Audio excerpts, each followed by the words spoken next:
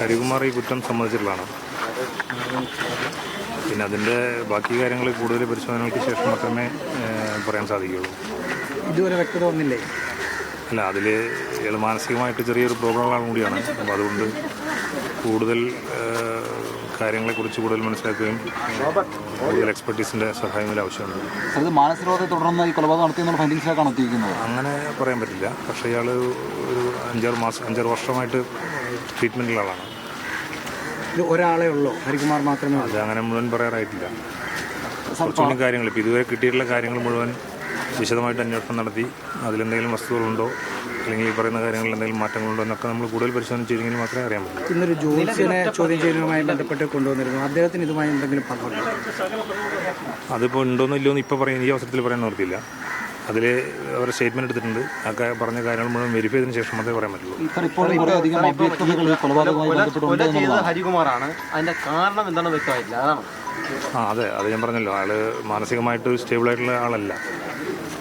അതാണ് അതിൻ്റെ ഒരു ബുദ്ധിമുട്ടുള്ളത്. അദ്ദേഹം ഈ കണക്ക് കൂട്ടാനോ അല്ലെങ്കിൽ അക്ഷരങ്ങൾ കൃത്യമായി എഴുതാൻ പോലും അറിയാത്ത ആളെന്നാണ് നാട്ടുകാർ പറയുന്നത്. അപ്പോൾ ഈ വാട്സപ്പ് സന്ദേശങ്ങൾ അയക്കുമെന്ന് പറയുന്നു. അപ്പോൾ അതിലെന്തെങ്കിലും വസ്തുതകളുണ്ട്? ഇവരിങ്ങനെ വാട്സപ്പിൽ സഹോദരങ്ങൾ അത് നമ്മൾ അതിൻ്റെ FSL എക്സാമിനേഷൻ കൂടി റിസൾട്ട് കൂടി വന്നതിന് ശേഷമേ അതിൻ്റെ വരാൻ പറ്റും. അതിൽ തമ്മിലുള്ള വ്യക്തിപരമായ ചില പ്രശ്നങ്ങൾ അങ്ങനെ പറഞ്ഞു കേൾക്കണം. അതുണ്ടോ? അത് നമുക്ക് മുഴുവൻ ഇപ്പോൾ പറയാൻ പറ്റില്ല. അന്ധവിശ്വാസത്തിൻ്റെ എലമെന്റ് ഉണ്ടോ സാർ ഇതിനകത്ത്? സാർ, ചുരുക്കത്തിൽ ഈ പോലീസ് ഒരു ഫൈനൽ ഫൈൻഡിങ്സിൽ എത്താത്തതാണോ അതോ മാധ്യമങ്ങളോട് പറയാത്തതാണോ? അല്ലല്ല, അങ്ങനെ ഒരു കാര്യം പറയണമെന്നുണ്ടെങ്കിൽ വ്യക്തമായിട്ടുള്ള തെളിവുകളുടെ അടിസ്ഥാനത്തിലേ പറയാൻ പറ്റുള്ളൂ. അപ്പോൾ ആ തെളിവുകൾ കണ്ടെത്താൻ വേണ്ടിയിട്ടുള്ള ശ്രമമാണ് ഇപ്പോൾ നടക്കുന്നത്. നമ്മൾ ചോദിക്കുന്നത് ഏതാണ്ട് 24 ഹവറായി ഇവരൊക്കെ കയ്യിലുണ്ട്, മീൻസ് അന്വേഷണ ഉദ്യോഗസ്ഥരുടെ കയ്യിലുണ്ട്, എന്നിട്ട് സാധാരണ അല്ല, അതിലൊരു ചെറിയ പ്രയാസമുള്ളത് ഇവരുടെ ഒരു സ്റ്റെബിലിറ്റിയുടെ പ്രശ്നമാണ്. കുറച്ച് പറയുന്ന കാര്യങ്ങൾ ഇപ്പോൾ പറയണതല്ല കുറച്ച് കഴിഞ്ഞാൽ പറയാം. അപ്പോൾ അങ്ങനെയുള്ള ചെറിയ ചെറിയ വ്യത്യാസങ്ങളുണ്ട്. മനസ്സിലാവണമെങ്കിൽ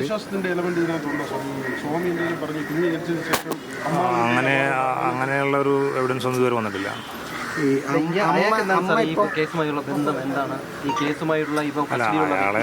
അല്ല, അയാളെ വിളിക്കാൻ കാരണം അയാളുടെ പേരിൽ 2 ആഴ്ച മുമ്പ് ഒരു പരാതി ഇവിടെ കൊടുത്തിരുന്നു. അതിൻ്റെ അടിസ്ഥാനത്തിൽ അന്വേഷണം നടത്താൻ വേണ്ടി വിളിപ്പിക്കാം. അതെ, അതിൽ കുറെ പൈസ ഇവർ വാങ്ങിച്ചു എന്നുള്ളൊരു പരാതി ഉണ്ടായിരുന്നു. അല്ലാതെ ഈ കൊലപാതകവുമായി ഒരു അല്ല, അതിൽ അങ്ങനെ ആ പരാതി 2 ആഴ്ച മുമ്പ് ഒന്നാണ്. ഈ സംഭവം നടക്കുന്നതിന് 2 ആഴ്ച മുമ്പ് എന്നുള്ള പരാതിക്ക് അടിസ്ഥാനമായിട്ട് എന്തെങ്കിലും ഈ പൈസ ട്രാൻസാക്ഷൻ നടത്തിയിട്ടുണ്ടോ? അല്ല, അത് ഈ ഫിനാൻഷ്യൽ ട്രാൻസാക്ഷനും ഈ സംഭവമായിട്ട് ബന്ധമുള്ളതായിട്ട് ഇതുവരെ ഉള്ളതിൽ മനസ്സിലായിട്ടില്ല. 36 ലക്ഷം കൊടുത്തു എന്നാണ് ഇവർ പറയുന്നത്. പക്ഷെ അതൊന്നും അയാൾ ഓൺ ചെയ്യുന്നില്ല. കസ്റ്റഡിയിലെ പ്രതിയാണ് ഈ പറഞ്ഞ മാനസിക പ്രശ്നങ്ങൾ നിങ്ങൾ പറയുന്നത്. ബാക്കിയുള്ള ആളുകളെ നിങ്ങൾ ചോദ്യം ചെയ്ത് മൊഴിയെടുത്തു. ആ മൊഴികളിൽ എന്തെങ്കിലും വൈരുദ്ധ്യമുണ്ടോ? അല്ല, അതിപ്പോൾ മുഴുവൻ അങ്ങനെ ഇപ്പോൾ വെളിപ്പെടുത്താൻ സാധിക്കില്ല. അമ്മ ഇപ്പോഴും നിങ്ങളുടെ ഒരു സർവൈലൻസിലാണോ? അവരിപ്പോൾ നിഷ്കളങ്കയാണെന്നോ അല്ലെങ്കിൽ അങ്ങനെ നമ്മളൊന്നും പറയാൻ പറ്റില്ല. ഈ സാഹചര്യത്തിലൊന്നും പറയാൻ സാധിക്കും. അല്ല, ഇന്ന് അവരെ ക്വസ്റ്റ്യൻ ചെയ്യാനും മറ്റും വിളിക്കുന്നത്. ബാക്കി കാര്യങ്ങൾ എന്തായാലും അന്വേഷിക്കാനുണ്ട്, ഒരുപാട് കാര്യങ്ങൾ അന്വേഷിക്കാനുണ്ട്. അടുത്ത നടപടി എന്താണ്? ഇതിന്റെ ഫീൽഡ് എൻക്വയറി ഉണ്ട്, ഇതിന്റെ സയന്റിഫിക് ഇൻവെസ്റ്റിഗേഷൻ ആയിട്ട് കുറേ കാര്യങ്ങൾ മനസ്സിലാക്കേണ്ട, ഒരുപാട് സാക്ഷികളെ ചോദ്യം ചെയ്യാനുണ്ട്. ഇതെല്ലാം കഴിഞ്ഞതിന് ശേഷം മാത്രമേ നമുക്ക് പറയാൻ പറ്റൂ. അത് എന്തെങ്കിലും ഈ അന്ധവിശ്വാസവുമായി ബന്ധപ്പെട്ടെന്തെങ്കിലും സ്ഥലമുണ്ടനം ചെയ്തു എന്ന് പറയുന്നത് അല്ല, അത് ഇപ്പോൾ അവരെ ചോദിക്കണം വിശദമായിട്ട്. അതൊന്നും പല കാര്യങ്ങളും ഈ പറയുന്ന കാര്യങ്ങളെല്ലാം മാച്ച് ചെയ്ത് വരുന്നത്. ഈ വാടക വീട്ടിൽ താമസിക്കുന്നതാണ്, സ്ഥിരമായി വലിയ വരുമാനമില്ലാത്ത സ്ത്രീയാണ്. അത് ഈ 36 ലക്ഷം രൂപ എന്ന് പറഞ്ഞാൽ അവരുടെ റവന്യൂ. അല്ല, ഞാൻ പറഞ്ഞത് അതെല്ലാം നമുക്ക് വിശദമായിട്ടുള്ള പരിശോധനയ്ക്ക് ശേഷമല്ലേ അറിയാൻ പറ്റുള്ളൂ ആരാണ് ഈ പൈസ കൊടുത്തത്. പല ആളുകളും ഒരു വീട്ടിൽ വന്നിട്ട് പൈസയ്ക്ക് വന്നിരുന്നു പറയുന്നുണ്ട്. അപ്പോൾ അതൊക്കെ ആരാണെന്ന് മനസ്സിലാക്കണം, അവർ കൊടുത്തിട്ടുണ്ടെന്ന് അവരോട് ചോദിക്കണം. അങ്ങനെ പല ക്രോസ് വെരിഫിക്കേഷൻ നടത്തിയെങ്കിൽ മാത്രമേ ഇതിന് നിജസ്ഥിതി മനസ്സിലാവും. എല്ലാവരും വ്യത്യസ്തമായിട്ടുള്ള മൊഴികളാണ് നൽകുന്നത്. അങ്ങനെയില്ല. അതിൽ ഈ സംഭവം പിന്നെ ഹരികുമാർ ഇത് ചെയ്തു എന്നുള്ളതിനെ സംബന്ധിച്ച് ഏതാണ്ടൊരു വ്യക്തമായിട്ടുള്ള മൊഴി തന്നെയാണ് അയാൾ പറഞ്ഞിട്ടുള്ളത്.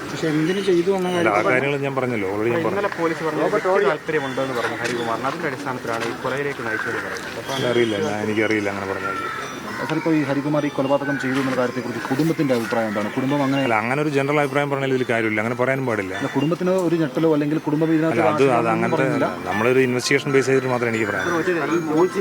ഈ പറയുന്ന ലേഡിയെ പരിചയമുണ്ട് എന്ന് പറയുന്നുണ്ട്. ഹരികുമാറിനെയോ അല്ലെങ്കിൽ ഹരികുമാറിന്റെ ഈ പറയുന്ന കുട്ടിയുടെ അമ്മയോ ഏതെങ്കിലും ഘട്ടത്തിൽ അറിയാമെന്ന് ഈ ജോത്സ്യം പറയുന്നുണ്ടോ? പരിചയമുണ്ട്, അവരവിടെ പോയിരുന്നു. അല്ല, അത് പല കാര്യങ്ങളും പറഞ്ഞിട്ടുണ്ട്. പക്ഷെ അതൊക്കെ ഒന്ന് ഉറപ്പിക്കണമെങ്കിൽ നമുക്ക് 2 ദിവസം സമയം എടുക്കണം. ഇയാൾക്ക് എത്ര നാളായി മാനസിക പ്രശ്നമുണ്ട്? അവർ പറയുന്നത് ഒരു 6-7 വർഷമായിട്ടുണ്ടെന്ന് പറയും. ഹരികുമാർ മാത്രമല്ല, അമ്മയും പറയുന്നുണ്ടല്ലോ. അത് അന്വേഷിച്ചുകൊണ്ടിരിക്കണം. മാനസിക പ്രശ്നത്തിന് നേരിടുന്ന ആളാണ്. അല്ല, അതിൻ്റെ ഇപ്പോൾ ഡോക്ടറെ കണ്ട് ചോദിക്കണ്ടേ. അങ്ങനെ ഡോക്ടേഴ്സിനെ കണ്ട് ചോദിക്കണം, അങ്ങനെ ട്രീറ്റ്മെൻറ്റ് ഉണ്ടെങ്കിൽ ഡീറ്റെയിൽസ് എടുക്കണം. അല്പം അയാൾ ടാബ്ലറ്റ്സ് കഴിക്കേണ്ടതെന്നാണ് പറയുന്നത്. അല്ല അത് ഇതുവരെ അങ്ങനെ ഡോക്ടറുമായ ഒരാശയം അല്ല, അത് നടത്തിക്കൊണ്ടിരിക്കുകയാണ്, നമ്മൾ അന്വേഷണം നടത്തിക്കൊണ്ടിരിക്കുകയാണ്. നടത്തിയ ഒരാളെ ഒരു മാനസിക രോഗിയാക്കി ചിത്രീകരിക്കുന്ന രീതിയിലേക്ക് പോവുകയാണ്. അങ്ങനെ പറഞ്ഞിട്ടില്ലല്ലോ, ഞാൻ അങ്ങനെ പറഞ്ഞില്ല. അല്ല സാർ, ഇതിനകത്ത് പ്രശ്നം നമ്മൾ ഞങ്ങൾ ചോദിച്ചപ്പോൾ ഞാൻ പറഞ്ഞു. അല്ല സാർ, ഇതിനകത്ത് ഇപ്പം എന്താ പ്രശ്നം, പോലീസിൻ്റെ കയ്യിൽ ഒരു ദിവസം ഫുള്ള് ഈ പ്രതിയുണ്ട്. ഒരു ദിവസം ഇപ്പോൾ ടെക്നിക്കലി പറഞ്ഞാൽ ഒരു ദിവസത്തിൽ കൂടുതൽ കയ്യിലുണ്ട്.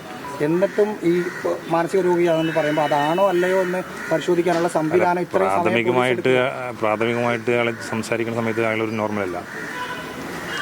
സർ, ഇയാൾ ലഹരി ഉപയോഗിക്കുന്ന ആളായിരുന്നു? അങ്ങനെ തെളിവുകളൊന്നും കിട്ടിയിട്ടില്ല.